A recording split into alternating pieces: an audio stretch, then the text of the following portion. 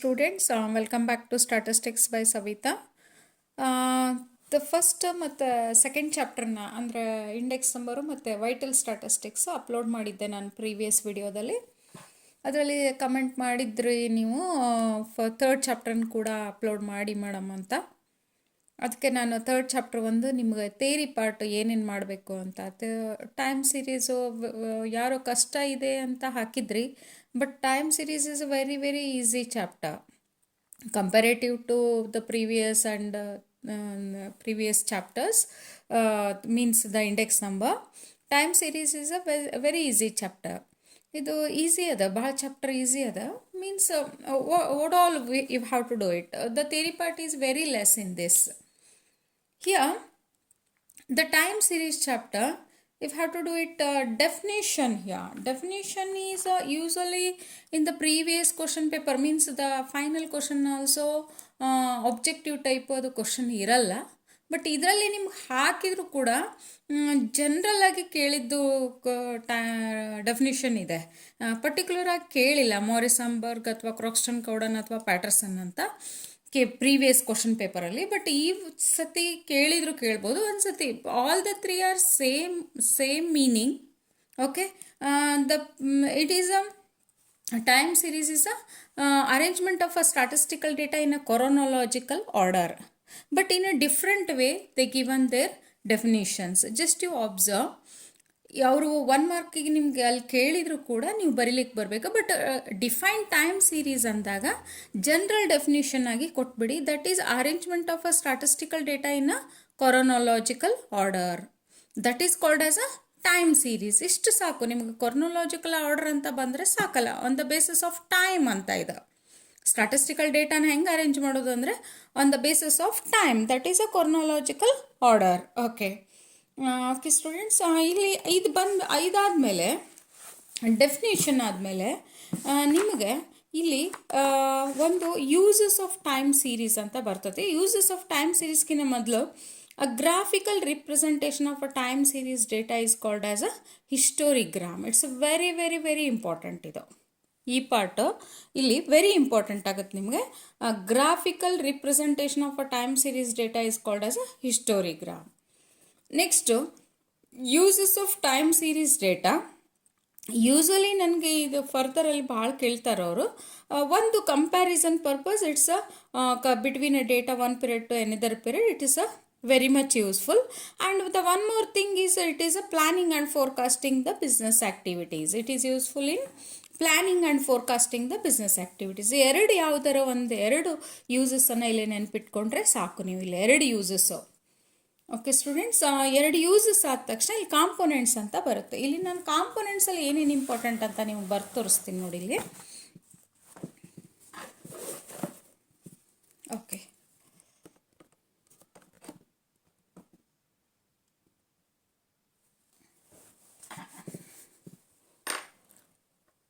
Time series ಚಾಪ್ಟ್ರಲ್ಲಿ first ನಾನು ಹೇಳಿದ್ದು definition important. Plus ಇಲ್ಲಿ 2 ಯೂಸಸ್ ಮಾಡ್ಕೊಳ್ಬೇಕಾಗ್ತದೆ ನೀವು. ಮತ್ತು 2 ಯೂಸಸ್ ಆದ ತಕ್ಷಣ ಹಿಸ್ಟೋರಿಗ್ರಾಮ್ ಡೆಫಿನೇಷನ್ನು.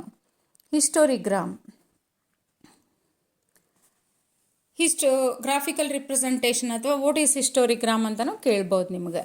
ಓಕೆ, 2 ಯೂಸಸ್ಸು ಮತ್ತು ಡೆಫಿನೇಷನ್ ಮಾಡ್ಕೊಂಡ ತಕ್ಷಣ ಕಾಂಪೋನೆಂಟ್ಸ್ ಅಲ್ಲಿ 4 ಕಾಂಪೋನೆಂಟ್ಸ್ ಬರುತ್ತೆ ಇಲ್ಲಿ. The first one is a secular trend. Okay, ಇದ್ರದ್ದು ಸೆಕ್ಯುಲರ್ ಟ್ರೆಂಡನ್ನು ಅಲ್ಲಿ ಡೆಫಿನೇಷನ್ನು ಮತ್ತು ಒಂದು ಎಕ್ಸಾಂಪಲ್ ಮಾಡಿಕೊಂಡ್ರೆ ಸಾಕು. ಡೆಫಿನೇಷನ್ನು ಮತ್ತು ಒಂದು example, that is only enough. ಅಂದರೆ ಎಕ್ಸಾಂಪಲಲ್ಲಿ ನಿಮಗೆ ಎಕ್ಸಾಂಪಲ್ ಕೇಳ್ಬೋದು, ಅಥವಾ ಎಕ್ಸಾಂಪಲ್ ಕೊಟ್ಬಿಟ್ಟು ವಿಚ್ ಕಾಂಪೋನೆಂಟ್ ಇಟ್ ಈಸ್ ಅಂತಲೂ ಕೇಳ್ಬೋದು ಇಲ್ಲಿ ಟೈಮ್ ಸೀರೀಸಲ್ಲಿ. Second one is a seasonal variation. That is a very very important. Seasonal ವೇರಿಯೇಷನಲ್ಲಿ ಏನೇನು ಮಾಡಬೇಕು ಅಂತಂದ್ರೆ ಇಲ್ಲಿ ನಿಮಗೆ ಇದು ಎಷ್ಟು ಏನು ಪೀರಿಯಡ್ ಬರ್ತದೆ ಇದು ಅಂದರೆ within 1 year it is the seasonal variation is that is a first you have to do it as a definition. Okay, After definition means it is a regular, periodic and a short term variation, that is called as a time series. The regular, periodic and short term variation is called as a time series. It is called as a seasonal variation. And what is the period of seasonal variation anta very important question. It is 1 mark question. That is within a 1 year. That is a within 1 year you have to write it. And the seasonal variation is a predictable. That is also a 1 mark question. Okay, the predictable. Then ಇದು the what are the factors causes factors ಬಂದ್ಬಿಟ್ಟು 2 factors ಇದೆ ಇಲ್ಲಿ.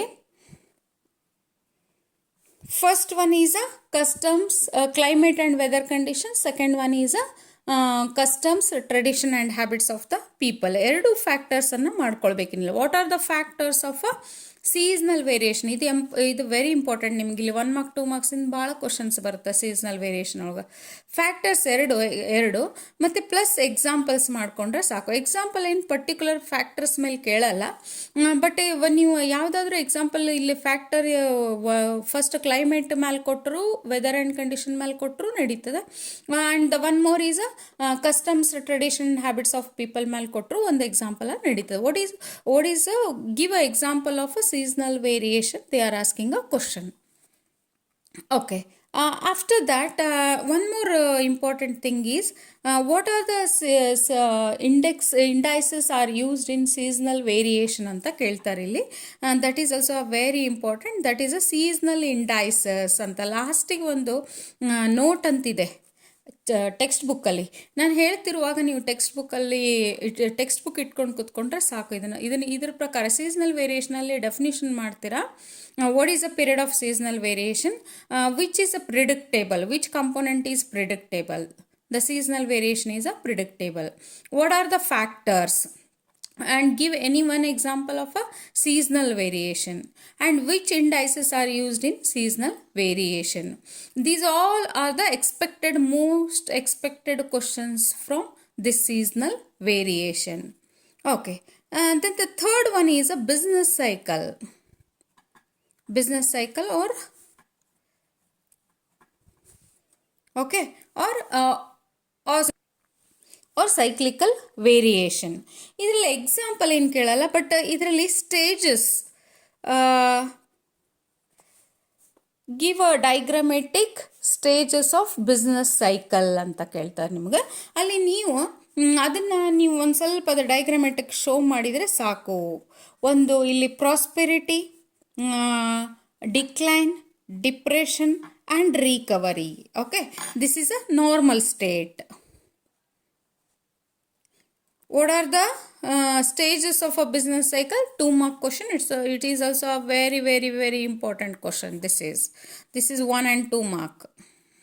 This is 1 mark. Usually ಕೇಳೋದಂದರೆ maximum ಇದನ್ನು ಕೇಳ್ತಾರೆ, ಇದನ್ನು business cycle. Fourth one is that is irregular variation or random variation. Okay, or random fluctuation or random variation. That is here in this the definition and example. It is a sudden unexpected happening, that is called as a irregular variation. Definition and example you have to do it. And the one more that is a causes. What are the causes of irregular variation? That is that you have to write it as a what are the causes? Flood, strikes, lockouts, like that you have to give any two causes of a irregular variation. ನೋಡಿ, components complete ಆಗಿಬಿಡುತ್ತೆ. ಈಗ ಕಂಪ್ಲೀಟಾಗಿ ನಿಮ್ಗೆ ಇದರಲ್ಲಿ almost theory cover ಆಗಿಬಿಡ್ತಿಲ್ಲಿ. ಇದರಲ್ಲಿ ಥೇರಿನ ನಿಮ್ಗೆ ಭಾಳ ಕೇಳ್ಬೋದು. ಇವಾಗ ಫಸ್ಟ್ ಯೂನಿಟ್ ಟೆಸ್ಟಿಗೆ ಥೇರಿ ಅಂದರೆ ಇದಕ್ಕೆ 3 ಚಾಪ್ಟರ್ ಇರೋದ್ರಿಂದ ಇದೆಲ್ಲ ನೀವು ಮಾಡಲೇಬೇಕಾಗ್ತದೆ.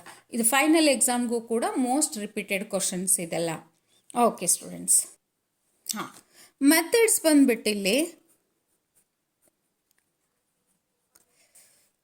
Graphical method, semi average method, ಮತ್ತು ಮೂವಿಂಗ್ ಎವರೇಜ್ ಮೆಥಡು, ಮತ್ತು ಲೀಸ್ಟ್ ಸ್ಕ್ವೇರ್ ಮೆಥಡು.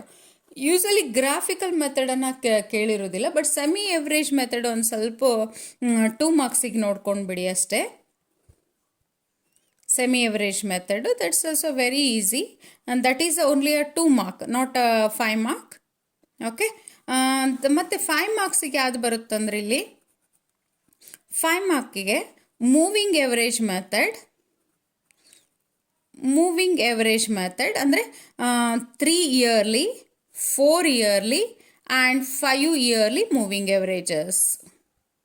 ಇದು 5 ಮಾರ್ಕಿಗೆ ಯೂಸಲಿ ಒಂದು ಕ್ವಶನ್ ಕಂಪಲ್ಸರಿ ಬರುತ್ತೆ 99%.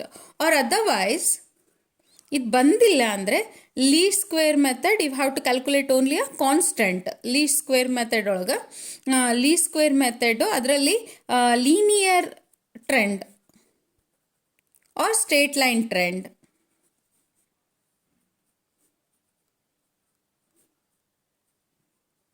ಅದರಲ್ಲಿ y is equals to a plus bx, but you have to calculate only a and b. The constants a and b you have to calculate, and you have to substitute it for a 5 marks.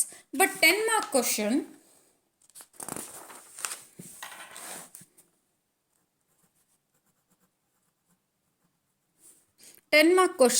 is also linear straight line trend only,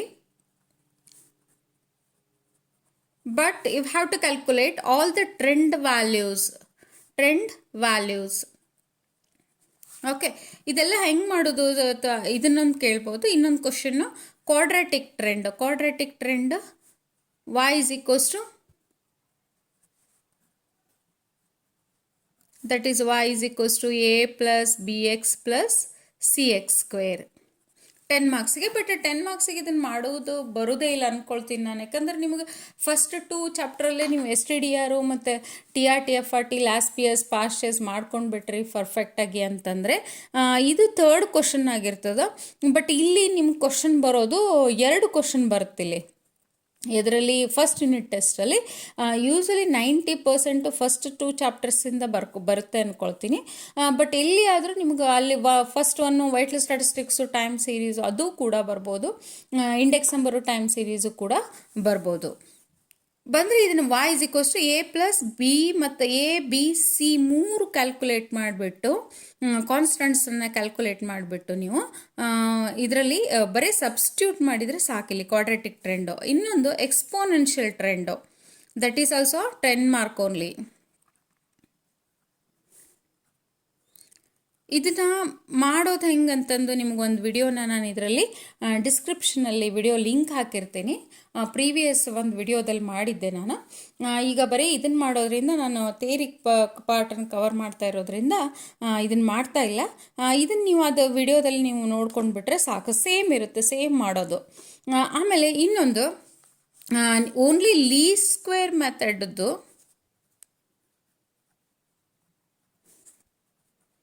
ಮೆರಿಟ್ಸು demerits ನೋಡಿಕೊಂಡ್ರೆ ಸಾಕು ನೀವು, ಮೆರಿಟ್ಸು ಮತ್ತು ಡಿಮೆರಿಟ್ಸು.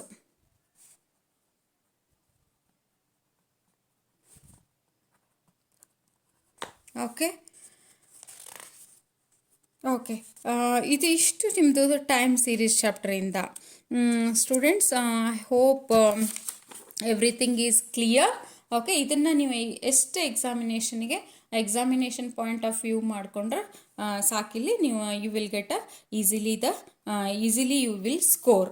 ಇದನ್ನು full ನೀವು ಮಾರ್ಕ್ಸನ್ನು ತೆಗಿಬೋದು ಅಂತ. Okay, thank you for watching the video.